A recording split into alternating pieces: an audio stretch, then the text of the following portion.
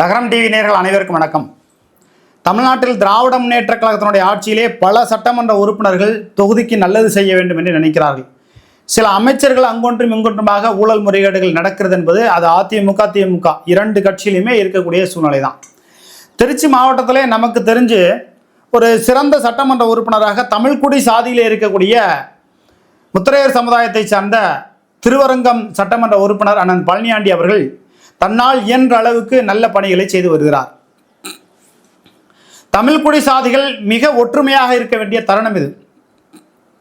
பாரதிய ஜனதா என்ற கட்சி தமிழ்குடி சாதிகளை பிளவுபடுத்தி கவுண்டரை ஒரு பக்கம், முக்குளத்துறை ஒரு பக்கம், பன்னீரை ஒரு பக்கம், இப்படி பல்வேறு வகையான பிளவுகளை ஏற்படுத்தி இன்றைக்கு அரசியல் செய்து கொண்டிருக்கிற சூழ்நிலையில் திராவிட முன்னேற்ற கழகத்தை சார்ந்த திருவரங்கம் சட்டமன்ற உறுப்பினர் திருச்சி மாவட்டத்திலே மையப்பகுதியில் இருக்கக்கூடிய திருவரங்கம் பகுதியிலே சட்டமன்ற தொகுதியிலே சட்டமன்ற உறுப்பினராக இருக்கிறார். அவர் 2016 தோல்வியடைவதற்குண்டான ஒரு நிலை ஏற்பட்டது. 2021 மிக கனக்கச்சிதமாக தன்னுடைய அனுபவத்தின் வாயிலாகவும் அனுதாபத்தின் அடிப்படையும் மக்கள் மீது அவர் வைத்திருந்த நம்பிக்கை, மக்கள் அவர் மீது வைத்திருந்த நம்பிக்கை, தமிழ்குடி சாதிகள் அனைத்து சமுதாயத்தை சார்ந்தவர்களும் அவர் மீது வைத்திருந்த நம்பிக்கையின் பால் 2021 வெற்றி பெற்றார்.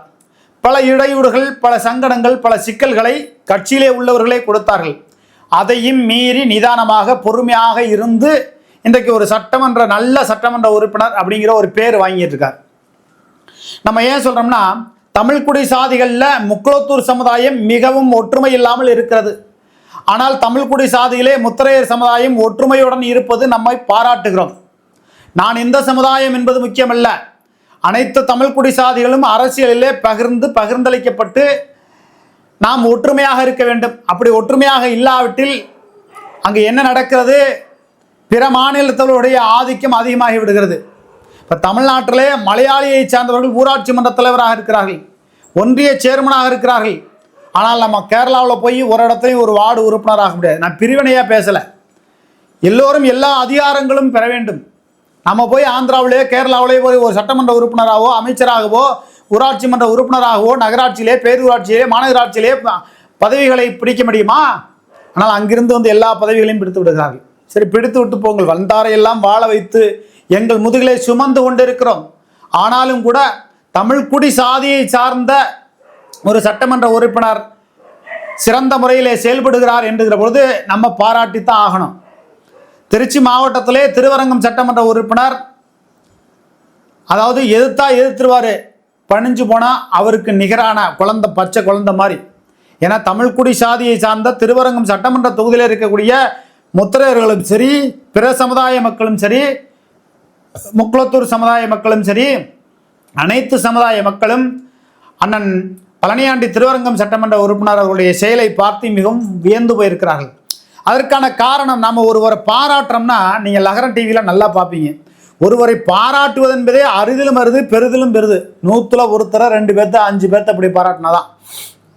காரணம் என்னன்னா, அவர் சட்டசபையில் பேசுகிறார். என்றைக்குமே ஈன்ற தாயையும் இறந்த மனைவியையும் நினைத்து அவர்களை வணங்கி வருகிற நபர்கள் இன்றைக்கு மிகவும் குறையுது. ஆனால் தன்னுடைய இறந்த மனைவியினுடைய புகைப்படத்திற்கு தினமும் மாலையிட்டு அவரை வணங்கி விட்டுத்தான் வீட்டிலேருந்து எங்கேயுமே புறப்படுறார். இதை கண்ணால் நான் பார்த்துருக்கேன். இன்றைக்கு இருக்கக்கூடிய பல பேர் இறந்த மனைவியை மறந்துவிட்டு மறுமணம் செய்துவிட்டு பல்வேறு தகாத வேலைகளெல்லாம் ஈடுபட்டு கொண்டிருக்கிறார்கள். ஆனால் ஒரு சட்டமன்ற உறுப்பினராக இருந்து அனைத்து வசதி வாய்ப்புகளும் கிடைத்தும் அவர் தன்னுடைய மனைவியை சட்டசபையில் பேசும்போது தன்னுடைய மனைவியை வணங்கி அப்படிங்கிறார். உண்மையாகவே அவர் எந்த அளவுக்கு அவருடைய மனைவியை நேசித்திருந்திருப்பார். தமிழில் சொல்ல போனால் தூய தமிழிலே காதல் என்று சொல்லுகிற எந்த அளவுக்கு காதலித்திருப்பார், நேசித்திருப்பார், அன்பையும் பண்பையும் பணிவையும் காட்டியிருப்பார். அந்த அளவுக்கு அந்யோன்யமாக இருந்திருப்பாங்க. தன்னுடைய வீட்டில் எழுந்திரிச்சு குளிச்சுட்டு மக்கள்லாம் 100 பேர் 200 பேர் வீட்டுக்கு வருவாங்க. வர்றதுக்கு முன்னாடியோ எப்போ இருந்தாலும் சரி குளிச்சுட்டு வந்துட்டாருன்னா சாப்பிட போகிறதுக்கு முன்னாடி அவருடைய மனைவிக்கு மாலையிட்டு வணங்கி தெய்வமாக வணங்கிட்டு வர்றார். அந்த தெய்வத்தை சட்டமன்ற அலுவலகத்தில் சென்னையில் தலைமைச் செயலகத்தில் கலைஞர், ஐயா ஸ்டாலின், எல்லாம் அறிஞர் அண்ணா அப்படின்னு பல பேர்த்த வணங்கி மகிழ்கிறேன் அப்படிங்கிற இடத்துல அவருடைய மனைவியை வணங்கி மகிழ்கிறேன் அப்படிங்கிறார். எந்த சட்டமன்ற உறுப்பினர் அப்படி சொல்லி நம்ம பார்த்தது இல்லையே. ஆச்சரியமாக இருக்கிறது. எந்த ஒரு சக மனிதரும் தாயை, தன்னுடைய மனைவியை நேசித்து வணங்குகிறார் என்று சொன்னால் பிற மனிதர்களையும் அப்படித்தான் நேசித்து மதித்து வணங்குவார். அப்படி மதித்து வணங்கி அந்த மக்களையும் நேசித்து தன்னுடைய பிள்ளைகளையும் நல்வழிப்படுத்து, தகாத கெட்ட செயலுக்கெல்லாம் ஈடுபட விடாமல் நல்ல வழியில் செயல்படுத்தக்கூடிய ஒரு நல்ல மனிதராக, நல்ல சட்டமன்ற உறுப்பினராக அவர் செயல்பட்டு கொண்டு இருக்கிறார். திருச்சி மாவட்டத்தில் சதய விழா நடக்குது 23ஆம் தேதி. இந்த முத்திரையர் சமுதாயம் சரி, அனைத்து தமிழ்குடி சாதியை சார்ந்தவர்களும் அந்த சதய விழாவை நம்ம வணங்குறோம். முத்திரையரை நம்ம வணங்குறோம். இந்த பேரரசர் பெரும்பிடுகு அவர்களை நம்ம வணங்குறோம், முத்திரையரை மதிக்கிறோம். அதுபோல ஒவ்வொரு குடியை சார்ந்தவர்களும் பிற தமிழ்குடி சாதியில் இருக்கக்கூடிய இறந்த மன்னர்கள், மூத்தவர்கள், இவர்கள்லாம் வணங்குவதற்கு அவர்களுக்கு முழு ஒத்துழைப்பு கொடுக்கணும். பசும்பொன் முத்துராமலிங்க தேவரா, இமானுவேல் சதய விழாவா, அனைத்துக்குமே நம்ம அனைவரையும் நம்ம வணங்கி மகிழணும். ஏன்னா இறந்தவர்கள் தெய்வத்திற்கு சமமானவர்கள். அப்படித்தான் திருவரங்கம் சட்டமன்ற உறுப்பினர் அவருடைய மனைவி இறந்தவரை தெய்வத்திற்கு சமமாக மதித்து மாலையிட்டு வணங்கி வருகிறார். அப்படிப்பட்ட ஒரு சட்டமன்ற உறுப்பினர் அந்த முத்திரையர் சமுதாயத்தில் பிறந்தார் என்பது அந்த முத்திரையர் இனத்திற்கே மிகப்பெரிய ஒரு பெருமை. திருச்சியில் சதய விழா நடக்குதுன்னா மெய்யநாதன் வரப்போறாரு, திருவரங்க சட்டமன்ற உறுப்பினர் அண்ணன் பழனியாண்டி வரப்போறாரு. மிகப்பெரிய அளவுக்கு விழாவாக நடக்கும். திருச்சியில் இருக்கக்கூடிய முத்திரையர் சமுதாய மக்களுக்கு இடையூறு நடக்காத வண்ணம் அதை பெரும்பிடுகு முத்திரையர் பேரரசர் அவரை வணங்கி மாலையிட்டு வணங்கி எல்லோரும் மகிழ்ந்து கொண்டாடுங்கள். திருவரங்கம் சட்டமன்றத்திலே இருக்கக்கூடிய பழனியாண்டி சட்டமன்ற உறுப்பினர் அண்ணன் பழனியாண்டி அவர்களுக்கு 2026 நல்லதொரு வாய்ப்பை கொடுத்து அவர் போன்ற நல்ல சட்டமன்ற உறுப்பினர்கள் அடுத்தடுத்த இன்னும் கூடுதலான பதவிகளை பெற்று மக்களுக்கு நல்லதொரு சேவைகளை செய்ய வேண்டும் என்று மன்னர் பேரரசர் பெரும்பிடுகு அவர்களை நான் வணங்கி மகிழ்கிறேன்.